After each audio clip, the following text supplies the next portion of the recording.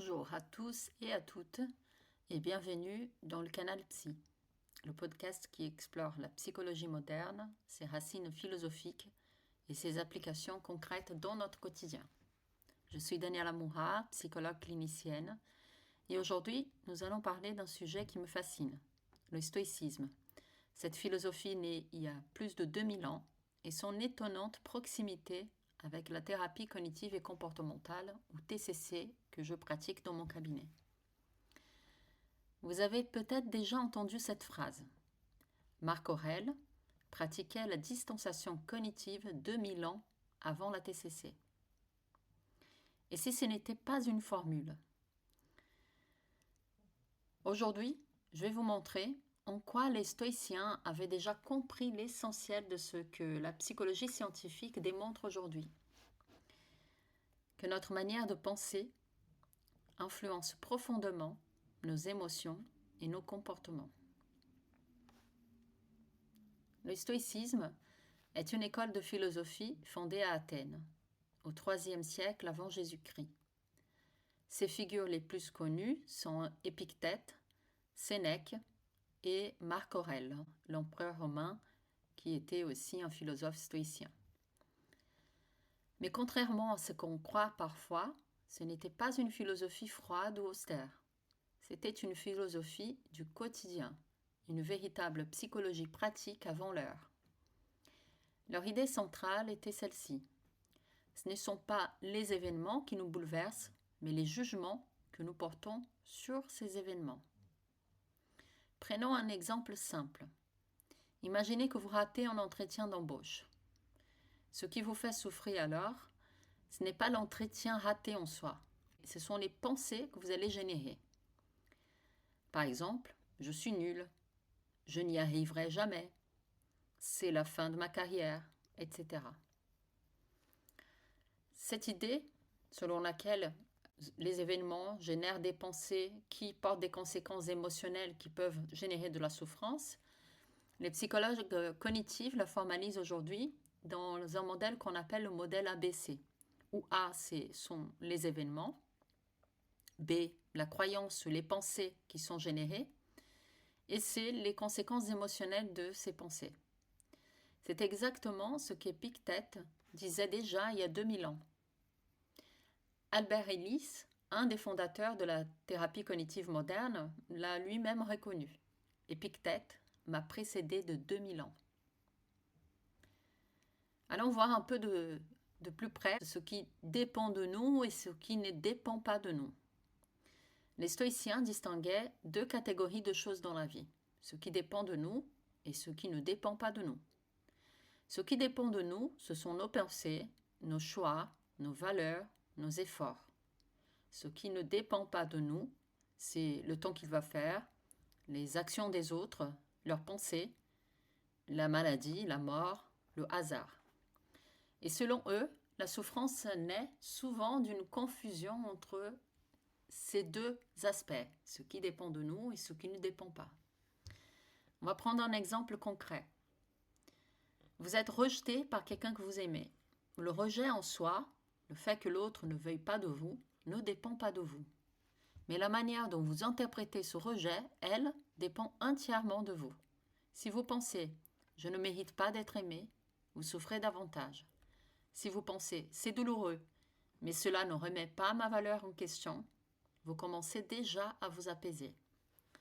Ce principe, les psychologues utilisent encore aujourd'hui pour réduire l'anxiété, renforcer le sentiment d'efficacité personnelle. On apprend à rediriger l'énergie mentale vers ce qu'on peut réellement influencer et à accepter ce qu'on ne peut pas contrôler. Non par résignation, mais par lucidité. C'est aussi la base des thérapies modernes comme l'ACT, la thérapie d'acceptation et d'engagement, ou la mindfulness, la pleine conscience. Marc Aurèle, empereur romain, a écrit un livre que j'adore, Les Méditations, ou peut être connu aussi sur Penser pour moi-même. C'est un recueil de réflexions personnelles, un peu comme un journal intime, même si ce n'est pas exactement ça, où il y note ses doutes, ses colères, ses peurs et la manière dont il tente de les transformer.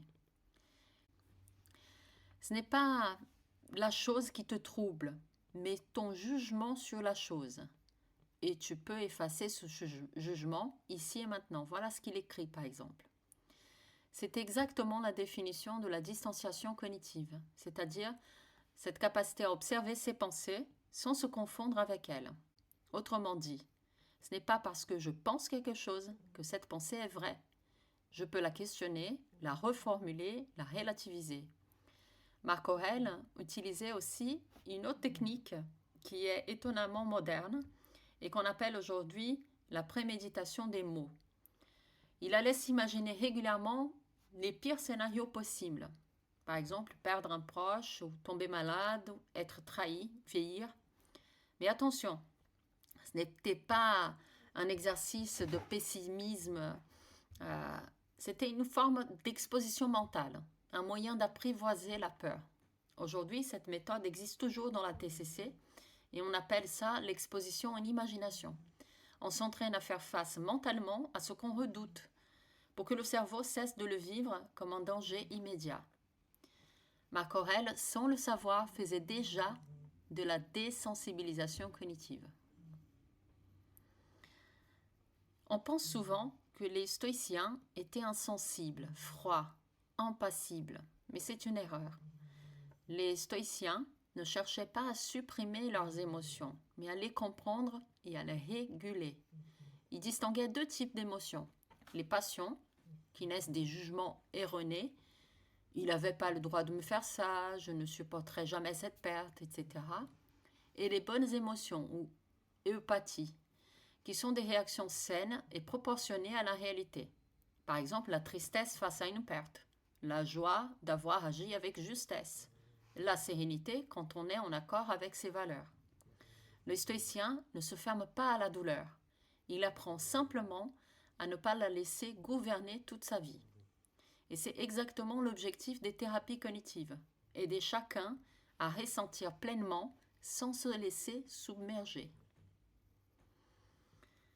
Eh bien, comment on va pouvoir appliquer ces idées aujourd'hui? Voici quelques pistes très simples à essayer. Par exemple, face à l'anxiété. Quand vous sentez votre esprit s'emballer, posez-vous la question, est-ce que cela dépend de moi? Si la réponse est non, laissez tomber. Si la réponse est oui, agissez. Face à la dépression, repérez les pensées rigides. Je dois réussir, les autres doivent m'aimer, la vie doit être juste. Et demandez-vous, est-ce vraiment un devoir ou une préférence, un souhait de ma part? Rien n'est dû, et cette simple nuance peut alléger énormément de souffrance.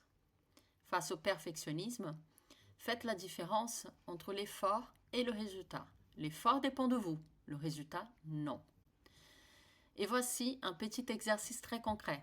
Pendant une semaine, notez chaque soir vos principales préoccupations, puis divisez-les en 2 colonnes, ce que je contrôle, ce que je ne contrôle pas. Vous serez surpris, en général, 80% de nos ruminations concernent des choses qu'on ne maîtrise pas du tout. Et rien que le fait de le voir noir sur blanc permet souvent de relâcher la tension. Si vous voulez aller plus loin, je vous conseille 3 lectures. Le manuel d'Épictète, bien sûr, très court, très concret, presque comme un carnet d'exercices philosophiques. Les méditations de Marc Aurèle, un texte qui est d'une humanité incroyable, écrit par un empereur fatigué mais lucide. Et pour les plus curieux, Albert Ellis, Reason and Emotion in Psychotherapy, où il explique comment le stoïcisme a directement inspiré la thérapie cognitive. Alors, qu'est-ce qu'il faut retenir de tout ça? Eh bien, d'abord, que le stoïcisme nous apprend que nos pensées façonnent nos émotions. Il nous invite à agir sur ce que nous pouvons contrôler et à accepter le reste avec sérénité. Le stoïcisme ne cherche pas à supprimer les émotions, mais à les comprendre. Cette philosophie ancienne n'est pas dépassée. Elle reste un formidable outil pour cultiver la résilience, la paix intérieure et une forme de sagesse psychologique. Merci d'avoir écouté le Canal Psy. Si cet épisode vous a plu, partagez-le autour de vous Et pourquoi pas essayer d'observer vos pensées cette semaine. Comme le disait Marc Aurèle, la vie d'un homme est ce que ses pensées en font. À très bientôt pour un nouvel épisode.